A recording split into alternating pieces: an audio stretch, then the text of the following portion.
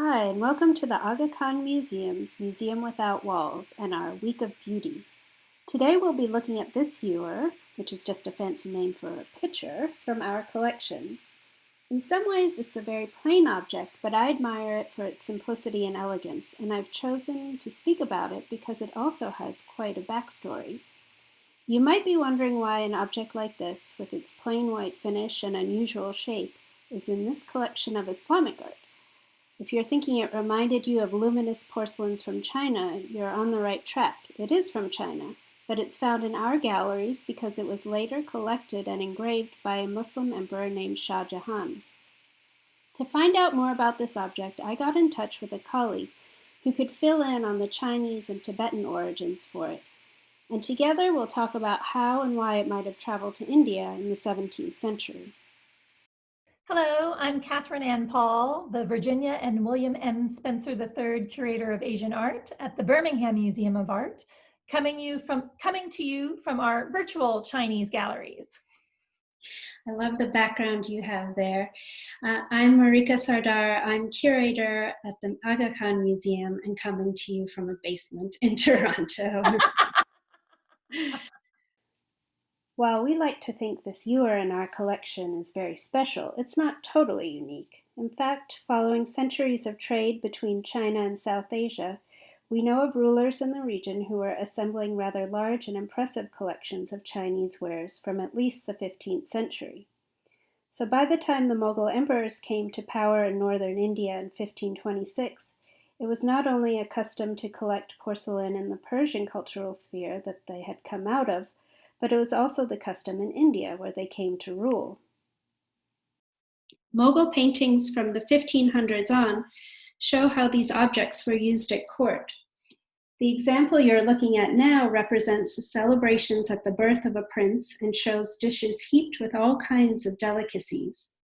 Among these vessels, you can see examples of blue and white glazed porcelains from China. In a slightly later painting of a courtly gathering on the right here, we see a similar array of vessels laid out for a picnic. But in addition to being actually used, these porcelains had a symbolic function as well. In an imaginary scene showing all the rulers of the Mughal line seated together, there are two Chinese vases rather prominently displayed. They take on an additional meaning in this context because the painting as a whole is meant to impress you with the nobility of the Mughal family line, stretching all the way back to the famous conqueror Timur, who appears in the center of the image.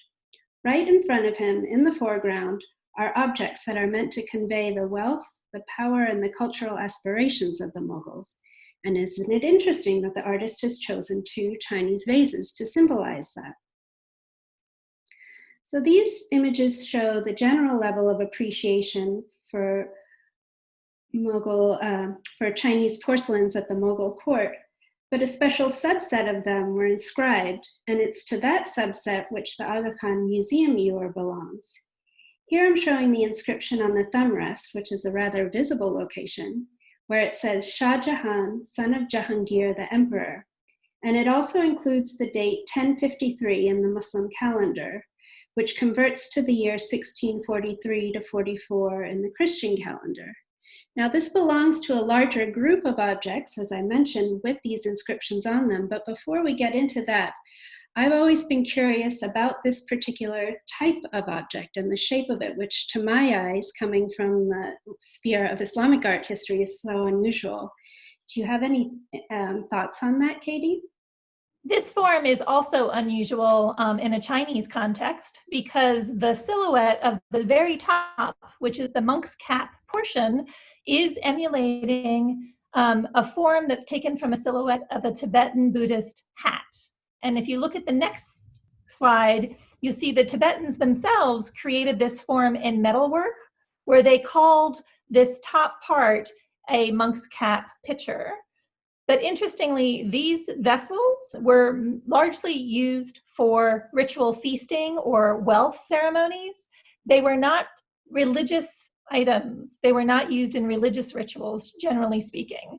The name of monk's hat is really about the form as opposed to the use in anything monastic. But if you go to the next slide, you can see from two examples now at the Birmingham Museum of Art, how there are these two flaps that come forward on the hat, and that when seen in profile echo that shape on the top of the spigoted ewer. And the functionality of this particular piece, especially one made in Jingdezhen during the Yongle period, was really a diplomatic function. We know that it was really created as a diplomatic gift, and that we find them in gift boxes still in Tibetan collections, that examples like this are not only in the spectacular Aga Khan Museum, which has the only inscribed example, but of course also in the Metropolitan Museum of Art, the Harvard Art Museum, LACMA, the National Palace Museum, Taipei, and that's just in white porcelain. We also find these examples in other glazes. We find this form in other formats, such as cloisonné, and we find some of these forms still with their original red and gold lacquer gift boxes. And so in some sense, this was a very trendy piece, especially in the 15th century, especially from the Yongle Emperor, even though we do find earlier and later examples of this form. So it's interesting to know that these are kind of a rare and unusual group in the Chinese sphere as well. And so interesting to think about how something made for such a particular purpose in China might have then traveled over to India. But it's part of this larger group, as we keep saying, of things that were going between the two areas. And here we have just some of the examples from Shah Jahan's collection of objects from China. So these examples that I'm showing now all have inscriptions on them, and most have the same one as on the Aga Khan example, but one on the bottom left includes a title that he used, which translates to the second lord of the conjunction. And this is another reference to being a descendant of Timur. So the objects chosen for inscription indicate that the Mughals appreciated the Chinese porcelains for many of the same reasons for which they were valued in China itself. These objects have a rare, simple beauty and have been executed with a technical perfection that we know the Mughal emperors were aware of. And these types were in circulation in a much wider sphere as well, as we can see from these examples. So these two darker colored dishes in the upper and lower corners are actually made in Vietnam, but you can see that the motifs that you find in Vietnam are very similar to the Chinese example that then found its way into the Mughal court. And there's a wonderful Polish scholar, Emilia Maciejek, who's been studying specifically how Persian understanding of these motifs overlap and yet differentiate themselves from East Asian understanding of the very same motif. So looking at the deer motif in the lower corner would be read differently through a Safavid or a Persian eye or a Mughal eye than it would be read from an East Asian perspective, as would the Qilin. So there's some very interesting multi-layered conversations, even with the very same motif, much less also interesting conversations in the multiple points of ports that were making these kinds of blue and white ceramic pieces, both domestic consumption for international trade in the 15th and 16th centuries.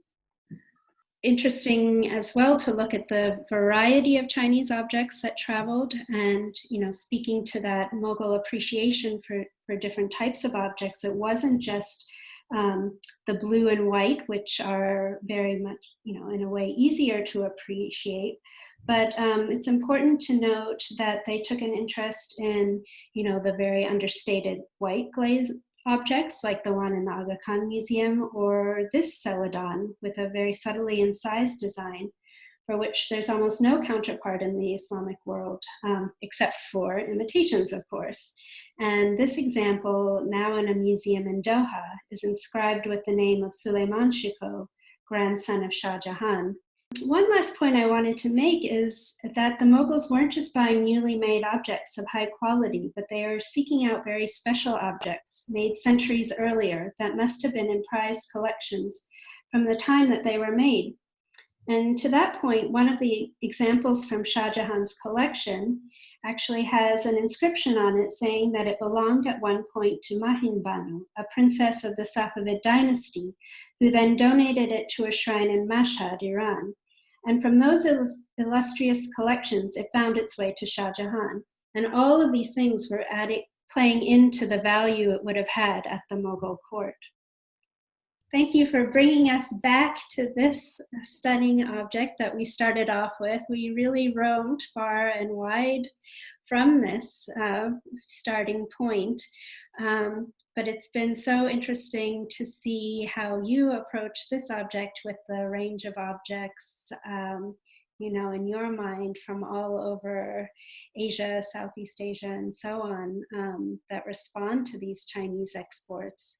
And to me, that really also speaks to the theme of our week of beauty and what, how sort of the simple elegance and grace of an object can transcend all these cultural differences. And something like this can be appreciated from so many different peoples.